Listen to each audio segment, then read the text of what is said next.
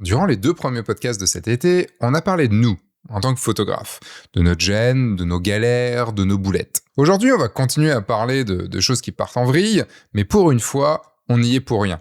Aujourd'hui, c'est le mariage lui-même qui va partir en vrille. Et nous, on est juste au milieu avec un appareil photo autour du cou. Allez, c'est parti, générique.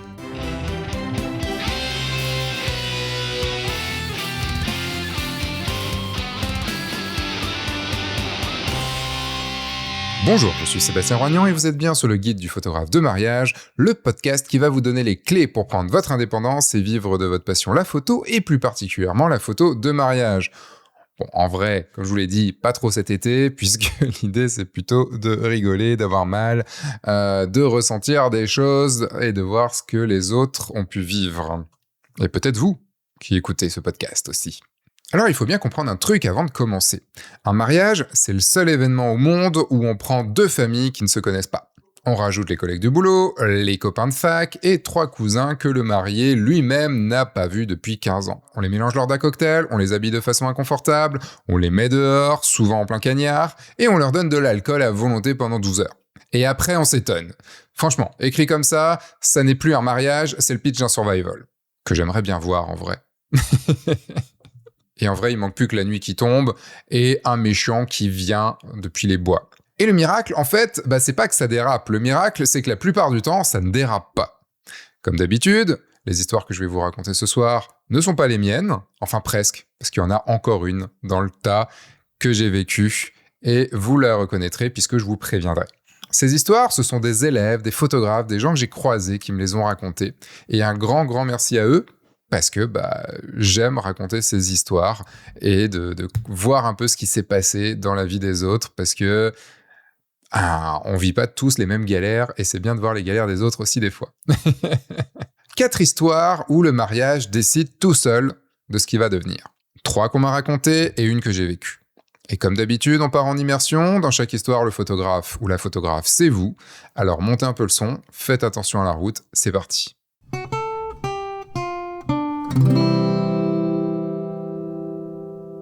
Première histoire. Ces 2-là, vous les aviez trouvés adorables. Simples, un peu timides, le genre de couple qui vous répond « comme tu veux » à chaque question du rendez-vous et qui vous dit 3 fois merci à la fin. Vous savez donc comment la journée va se passer, douce, calme, peut-être même un petit peu trop calme, en tout cas facile. Les préparatifs se passent bien, le first look aussi, et même avec un peu plus d'émotion que prévu. Bon point. Un petit mauvais point quand même, il y a toute une grappe d'invités autour de vous pendant ce first look et vous n'avez pas réussi à les dégager. Ça arrive, pas souvent heureusement, mais vous faites avec. Direction la mairie, classique jusque-là, rien à signaler, la journée est bien partie pour être exactement celle que vous aviez prévue. La mairie se passe et direction le domaine pour la cérémonie laïque. Et c'est là qu'arrive un signal, un premier signal, celui qui ne ment pas. Le témoin du marié prend le micro. Jusque-là, rien d'anormal, vous allez dire. Vous êtes en place, vous avez repéré votre axe, vous attendez la vanne d'ouverture et celle sur la fac ou le service militaire. Et là, le type commence en disant « en vrai, je sais pas trop ce que je fais là, je suis même pas vraiment assez étonné que tu m'aies demandé d'être ton témoin, parce qu'au fond, on se connaît pas tant que ça, en vrai. » Alors vous, forcément, ça vous étonne, mais beaucoup moins que toute la salle, qui se regarde en mode « Ok ?» Très bien, qu'est-ce qui vient de se passer là ? Bon, vous continuez à faire des photos, vous shootez, vous ne dites rien, vous notez juste dans un petit coin de votre tête que la journée pourrait bien partir en couille à un moment. Mais vous attendez de voir. La cérémonie se termine bien, le cocktail aussi. Peut-être que votre pressentiment était à côté de la plaque, on ne sait pas, peut-être. Le soleil se couche, la lumière devient belle, et vient l'heure de la séance couple. Ah oui, et j'ai oublié de préciser, vous êtes en duo avec un vidéaste, et ce vidéaste vous suit. Vous partez en voiture et les mariés emmènent avec eux des coupes et une bonne bouteille de champagne. Bon, pourquoi pas, je pense qu'on l'a tous et toutes fait. Ça détend, ça donne de jolies images, ça occupe les mains, ça les fait rigoler. Mais vous continuez à vous dire des choses dans le coin de votre tête, là. C'est qu'il a un peu fait chaud aujourd'hui et qu'il fait encore chaud. Et les mariés n'ont pas l'air d'avoir mangé grand-chose pendant le cocktail. Bon, tout va bien se passer, on continue. Arrivés sur place, ils ouvrent la bouteille. Forcément, ils l'ont amenée. Vous faites les photos d'eux en train de déboucher le champagne, de se servir, de commencer à boire. Et montre en main, ils torchent la bouteille en moins de 5 minutes. Alors oui, en 5 minutes, vous avez déjà fait de chouettes photos et le vidéaste a de chouettes vidéos. Sauf qu'il y a un truc que vous ne saviez pas, c'est que ce couple-là ne boit pas. Il ne boit jamais. Et comme vous vous êtes dit, il a fait chaud, il fait d'ailleurs encore chaud, et une bouteille sifflée en 5 minutes, plus des grosses chaleurs, plus des gens qui ne boivent pas, ça peut être génial pour les photos ou devenir très bizarre. Et pour votre plus grand bonheur d'auditeur ou d'auditrice, évidemment, ça va devenir bizarre. Bon, je suis sûr que vous connaissez le film Gremlins. Et vous savez, une des règles, c'est qu'il ne faut surtout pas leur donner à manger après minuit. Bon, on n'est pas encore minuit, mais c'est exactement ce qui vient de se passer. Vous ne photographiez plus le même couple. Ils viennent vers vous en vous lâchant des énormes rots dans la figure. Ils se lèchent le visage devant vous. Vous leur demandez de se rapprocher. Ils partent en courant. Vous leur demandez de se regarder. Ils regardent l'objectif. Vous leur demandez de rester tranquille 2 secondes. Eux, ils trouvent ça hilarant. Ils sont pliés de rire. Ils n'écoutent plus rien. Ils se foutent de tout. Les 2 choses que je vais dire vont se passer à 4h du mat. C'est soit en plein Temple Bar à Dublin, soit rue de la Soif à Rennes. Voilà, moi je vois pas d'autres exemples, d'autres analogies à vous donner. Et le vidéaste, que vous aviez un petit peu oublié, je suis sûr, lui, il a vite fait le calcul. Il s'est mis en retrait, il est juste venu vous dire à l'oreille « Bon, mec, je laisse gérer la science, moi je me mets derrière, tranquille pour filmer. » Franchement, merci l'ami. Vraiment, on se rappelle et tu verras la prochaine fois. Et du coup, vous êtes là avec votre boîtier et vous êtes coupé en 2. Une moitié de vous a envie de se marrer parce qu'objectivement, 2 adultes qui se lèchent la figure en tenue de mariée, c'est quand même objectivement drôle. Et une moitié qui a envie de s'énerver parce que vous avez envie de faire des belles photos, que vous avez envie de leur rendre des belles photos, surtout des photos qui vont peupler leur album, des souvenirs qu'ils auront toute une vie. Et vous avez envie de donner ces belles images à ces 2-là parce que vous les aimez bien. Si vous vous rappelez des Gremlins, il y avait 3 règles. Pas de lumière du soleil, pas d'eau, et rien à bouffer après minuit. Joe Dante, le réalisateur de Gremlins, n'a jamais pensé à écrire une pour le champagne. Alors, qu'est-ce que ça donne un Gremlins avec du champagne ? Je crois que peut-être dans Gremlins 2, il y en a. Faudrait que je le revoie. Vous avez décidé de ne pas vous laisser abattre. Vous prenez votre grand angle, vous partez très près d'eux, à fond dans leur délire, et vous jouez avec ce qu'ils vous donnent. Et vous savez quoi ? Dans le lot, il y a des putains de belles photos. Des photos qui ne ressemblent absolument pas à ce que vous aviez prévu, on est d'accord, mais des putains de photos. Et au moins, vous aurez appris quelque chose ce jour-là. C'est que vous ne décidez pas tout le temps du type de photo que vous allez faire. Vous arrivez avec votre idée, votre lumière, votre plan, et parfois la journée en décide complètement autrement. En tout cas, il faut savoir se laisser aller, il faut savoir prendre la balle au bond et aller faire les photos qu'on a devant nous. Bon, l'histoire ne me dit pas si une de ces photos a eu le droit à un award chez Fearless Photographers, mais ça aurait pu. Bon, là, l'alcool a transformé les mariés. Dans la suivante, l'alcool va transformer un invité. Et cette fois, c'est directement vous qu'il va venir chercher. Et ce sera un petit peu moins sympa. Et en plus, ça va être une anecdote qui va donner envie par ses grandes chaleurs. Parce que je crois que quand ce podcast sera diffusé, il va faire un peu chaud. Mais que je sais pas. En tout cas, j'espère pas.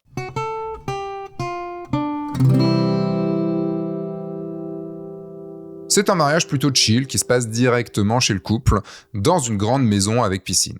Et la piscine va avoir son importance dans cette histoire. Il fait chaud, l'ambiance est bonne, les gens sont dans l'eau, les gamins courent partout. Et vous, franchement, vous êtes bien. Vous faites vos photos à moitié les pieds dans l'eau, vous n'êtes pas en costard, vous n'êtes pas en tenue de travail, et ça, c'est plutôt chouette. Et je dois dire que j'ai connu ça, surtout sur des brunchs, pas le jour d'un mariage. Faire des photos dans la piscine, c'est un truc toujours un peu flippant pour l'appareil, mais ça donne des photos de dingo. Parce que pour avoir le bon angle, sur des gens qui se baignent, il faut se mettre à leur hauteur. Donc il faut rentrer dans l'eau, donc il faut enlever la chemise. Et ouais, c'est ça aussi le métier. Je vous dis toujours un peu comment ça se passe pour moi. Moi, je garde toujours mon t-shirt. Parce que je suis breton et donc voilà, les coups de soleil, la peau blanche, ça fait pas bon ménage.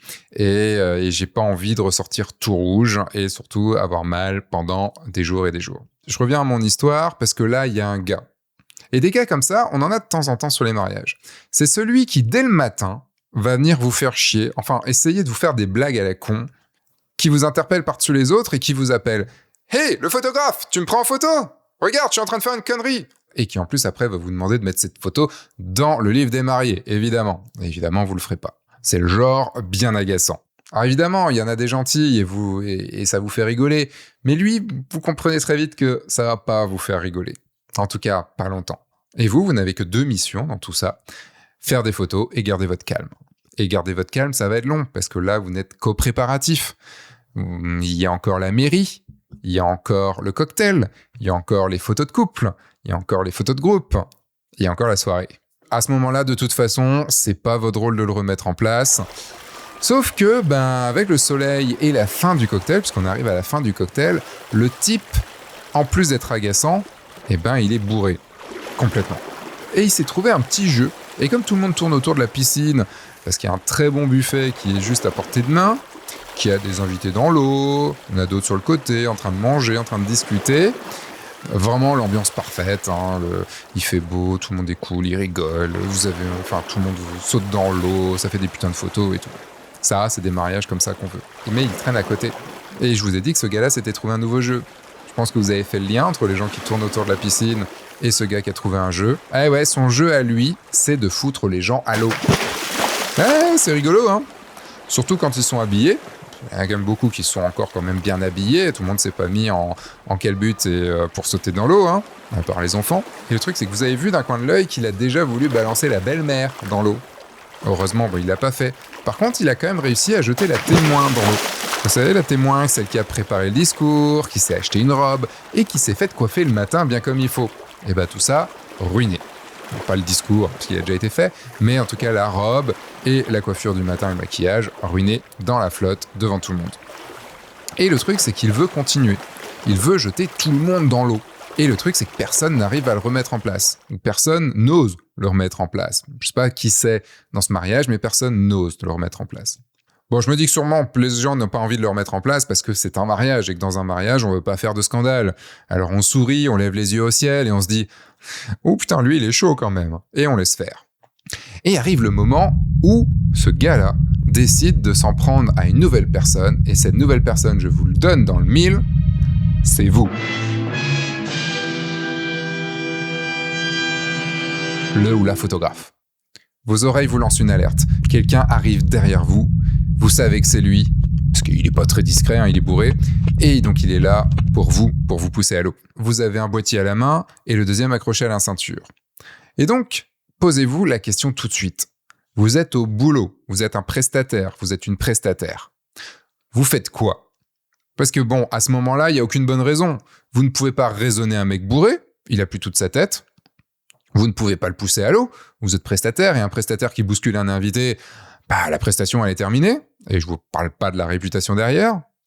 Vous ne pouvez pas aller pleurer dans les jupes des mariés, vous n'avez pas 5 ans, et vous ne pouvez surtout pas prendre le risque de finir vous-même dans une piscine avec 8 000 € de matos autour du cou. Non, j'ai dit qu'il était à la ceinture et à la main. Bon, je reprends, vous ne pouvez pas finir dans une piscine avec 8 000 € de matos à la main et à la ceinture.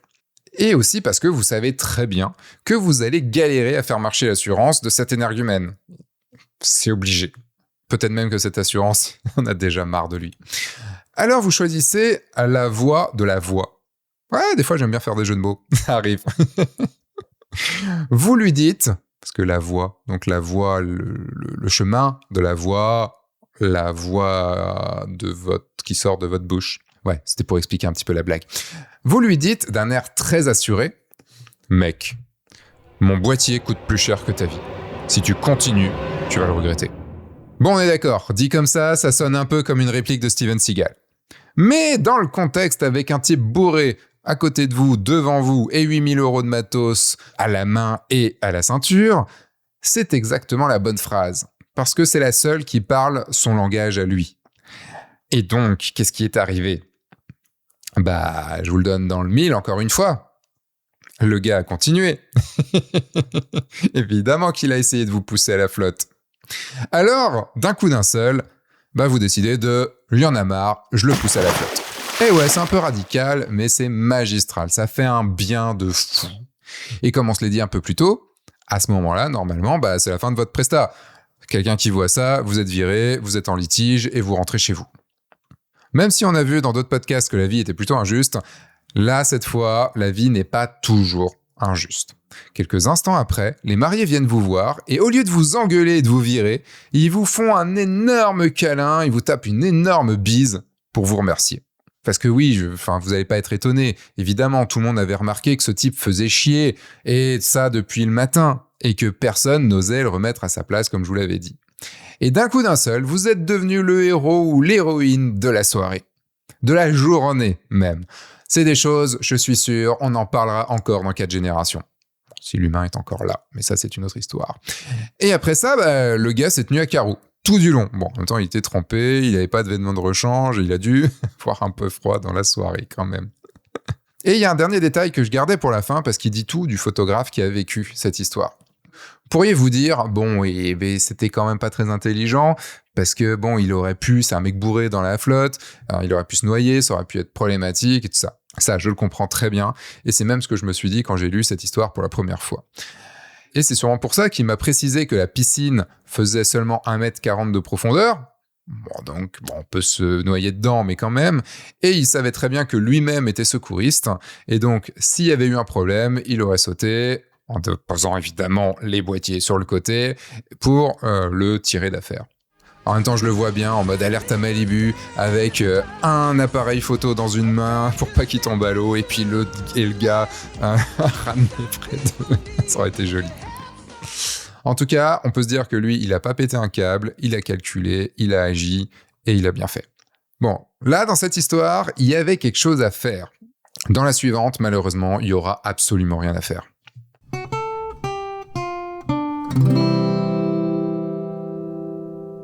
Sur celle-là, on va y aller par étapes, parce qu'il y a du lourd, du très très lourd. Vous avez été engagé pour commencer votre prestation à la mairie et finir après la première danse. Cérémonie à 14h, vous arrivez avec un bon quart d'heure d'avance, la mairie n'est de toute façon pas très loin de chez vous, tout va bien se passer. Et vous voyez, les invités sont déjà sur place. Vous cherchez un petit peu et vous voyez pas les mariés. Non, ils sont pas là. Bon, c'est assez logique, ils arrivent généralement dans les 5 dernières minutes. Sauf que là, il est 13h56, personne. 13h58, personne. 13h59, personne. 14h sonne au clocher d'à côté, et toujours personne. Bon, ok, ils ont un peu de retard. C'est pas grave, ça arrive.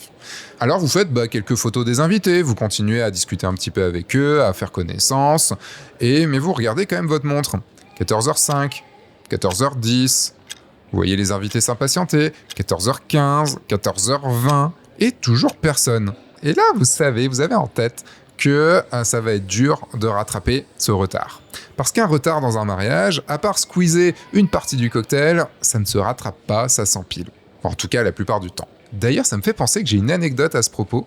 Une mairie qui a pris un retard énorme, et où ce n'était même pas la faute des mariés, c'était la faute de la mairie, ou des mariages d'avant, mais ça, c'est une autre histoire que je vous raconterai très certainement dans un autre podcast. Bref, il est 14h25, et enfin, vous voyez une voiture arriver, les mariés débarquent. Heureusement, c'est pas un nouveau mariage, même s'ils sont déjà là, évidemment. Et c'est enfin vos mariés. Et là, vous vous demandez un truc. Est-ce que la mère, la vraie, celle avec l'écharpe, va accepter de les prendre ? Parce que le mariage suivant, comme je vous l'ai dit, il est déjà là, il est dans le couloir en train d'attendre, et qu'ils sont déjà là à vous regarder extrêmement de travers. Quand je vous ai dit que les retards, ça s'empile pour les autres mariages aussi. Sauf que cette mère, elle était très bien, elle était très très bien. Elle a expédié la cérémonie Manu Militari 10 minutes top chrono. Normalement, c'est 15-20 minutes quand même, une cérémonie à la mairie. Et pour vous, ça veut dire quelque chose quand même de très précis. C'est que vous avez eu que 10 minutes pour faire vos photos. Tous les moments d'une cérémonie sont arrivés en même temps, et vous, vous avez juste eu le temps de vous placer, mais genre très rapidement pour les avoir. En tout cas, pas de quoi faire durable. Mais vous assurez, évidemment vous assurez. Vous êtes bon, vous êtes bonne, évidemment vous assurez. Et maintenant, on arrive au passage à l'église, avec un peu de retard, évidemment, 25 minutes, une demi-heure, normal, même si on a essayé de rattraper un petit peu. Puis, c'est le départ vers le domaine. Et dans la voiture, vous soufflez un petit coup, parce que ce début de mariage a quand même été un peu speed. Le cocktail se passe, l'alcool, encore lui, coule à flot, et vient le moment des photos de groupe. Et vous vous apercevez qu'ils sont tous et toutes bourrés. Ouais, l'alcool a quand même pas mal de place dans ce podcast. Voire pire. Je sais pas ce que c'est le voire pire, mais il m'a dit que c'était pire. Donc je vous le dis que c'était pire. Et vous savez très bien ce que ça veut dire. Non, j'ai dit que je savais pas ce que ça voulait dire. Non, si, c'est pas le fait que ce soit pire, c'est le fait qu'ils soient bourrés, vous savez très bien ce que ça veut dire. C'est qu'en gros, ils vont pas vous écouter. Ils vont pas faire ce que vous demandez. Chacun va n'en faire qu'à sa tête et vous allez morfler. Bon, après vous vous dites, il peut y avoir des très bonnes surprises, ça peut être drôle. Comme des mariés qui ne boivent jamais et qui se bourrent la gueule à la bouteille de champagne pendant des photos de couple. On sait jamais. Et surtout, c'est un peu ça qui arrive là maintenant tout de suite devant vos yeux. Vous comprenez pas trop, mais vous voyez les mariés, donc le marié et la mariée se mettre à quatre pattes par terre. Vous vous dites, ok, qu'est-ce qui se passe ? Vous voyez d'autres invités se mettre à quatre pattes à côté d'eux. Ok, très bien. Vous voyez des invités commencer à se mettre à quatre pattes sur eux. Et ouais, ils commencent à faire une pyramide humaine.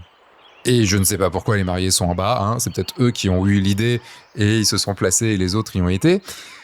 Mais ne me demandez pas pourquoi ils ont fait une pyramide comme ça. C'est sûrement un nouveau concept ou peut-être que je me dis que c'est la mode à New York. C'est tellement années 90 ce que je viens de dire. Et là, vous avez devant vous une grosse dizaine d'invités et 2 mariés empilés les uns sur les autres. Et personne ne regarde l'objectif, personne ne fait ça pour vous, évidemment. Et surtout parce que tout le monde essaye de ne pas tomber. Alors, je vous rappelle qu'ils sont bourrés. Et vous vous dites, attends Seb, c'est du pain béni ce genre de choses. Les gens sont bourrés, ils essayent de tenir debout, ils font une pyramide humaine, il y a des photos de dingue à faire, fearless photographeur et dans le coin évidemment. Et là je vais vous lire la phrase que la photographe m'a écrite à ce moment-là pour me dire ce qui allait se passer. Elle m'a dit, les photos sont horribles, ça ne donne absolument rien. Et en se disant ça, le truc c'est que vous savez ce qui va se passer dans 3 semaines. La mariée va ouvrir sa galerie, elle ne sera plus du tout bourrée, elle va chercher la photo de groupe, la grande, celle qu'elle veut encadrer, celle qu'elle veut montrer à toute la famille, celle qu'elle veut surtout imprimer pour sa grand-mère qui n'a pas pu venir. Et elle va tomber sur quoi ? Elle va tomber sur une pyramide. Et je pense que le comble dans tout ça, c'est que malgré tout le monde bourré, la pyramide a tenu et ils sont même pas tombés les uns sur les autres. Moi, je dis monde de merde à ce niveau-là. Et la journée n'est pas terminée. Eh ouais, vient la soirée. Je vous avais dit que ça s'empilait un petit peu. Et c'est pas qu'une histoire de pyramide. Et pour la suite, il faut qu'on revienne un petit peu en arrière, au rendez-vous que vous avez eu avec vos mariés. Parce que pendant le rendez-vous, il y a une chose que vous stipulez toujours. Vous voulez manger le même repas que les invités à table. Vous en aviez discuté au rendez-vous, vous aviez même réinsisté au dernier rendez-vous 1 semaine avant le mariage. Alors imaginez votre tête. Quand on vous montre l'endroit où vous allez manger, il y a bien une table, comme demandé. Et il y a un repas, mais c'est clairement pas celui des invités. Et cette table, comme demandé, elle n'est pas dans la salle. Bon, vous allez vous dire, elle est dans la cuisine au pire, c'est pas grave. Même pas. Elle n'est même pas au niveau de la salle. Elle est dans les communs du domaine à 500 mètres. Bon, elle m'a dit 500 mètres. Je pense pas que c'était à 500 mètres, mais on va dire ne serait-ce que entre 50 et 100 mètres. On va dire 100 mètres. Allez. C'est 100 mètres à faire dans le gravier à l'aller, c'est 100 mètres au retour à faire dans le gravier, et ça entre chaque plat pour être sûr de ne pas rater un discours. Et ces 200 mètres aller-retour, vous les faites, parce que vous devez assurer les photos pendant le repas quand même. Mais à ce moment-là, dans votre tête, il y a un partage très net. D'un côté, vous avez envie de déprimer complètement. De l'autre côté, vous avez envie de leur dire « Allez juste tous bien vous faire foutre. Je vais prendre mon temps pour bouffer et vous n'aurez pas de photos. » Eh bien, figurez-vous que tout le monde n'était pas si horrible que ça ce jour-là, parce qu'à un moment, vous entendez quelqu'un arriver vers vous. C'est pas un serveur pour vous apporter à manger, parce qu'évidemment, ils vont pas vous apporter à manger. C'est la mère de la mariée qui est venue s'excuser et qui vous dit « Franchement, je suis désolé, je comprends pas ce qui se passe. » Et elle y était pour rien, elle avait rien décidé, elle n'était même pas alcoolisée. Oh, c'était peut-être la seule qui était pas alcoolisée en fait, peut-être. Et c'est elle qui fait ces 200 mètres aller-retour pour venir s'excuser auprès de vous. Ça rend pas les photos meilleures, ça ne raccourcit pas les 100 mètres à l'aller, ni les 100 mètres au retour, mais c'est le genre de phrase qu'on n'oublie pas, parce que ça fait du bien, surtout après une journée comme celle-là. Après une anecdote pareille, je pourrais vous parler du client cible, de l'importance de bien choisir vos clients. Sauf que ces 3 histoires viennent de le montrer, même en choisissant bien, tout peut arriver. Et la preuve, c'est la prochaine. Parce que la prochaine, c'est moi qui l'ai vécue.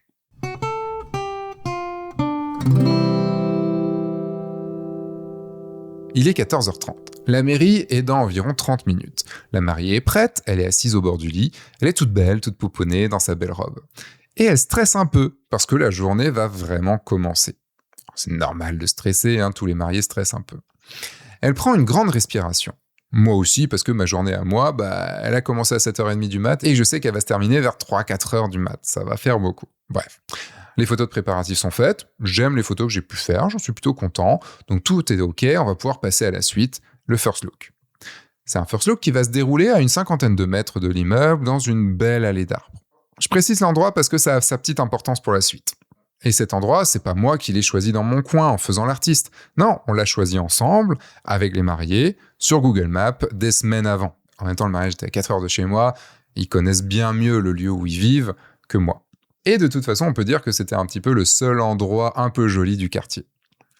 Bon, le first look, vous connaissez, c'est le moment où les mariés se découvrent en habit et se tombent dans les bras en pleurant avec des « Oh, t'es trop belle! Oh, mais non, c'est toi qui es trop beau !» Et ils s'embrassent et voilà, ça chiale et c'est pour ça qu'on aime ça.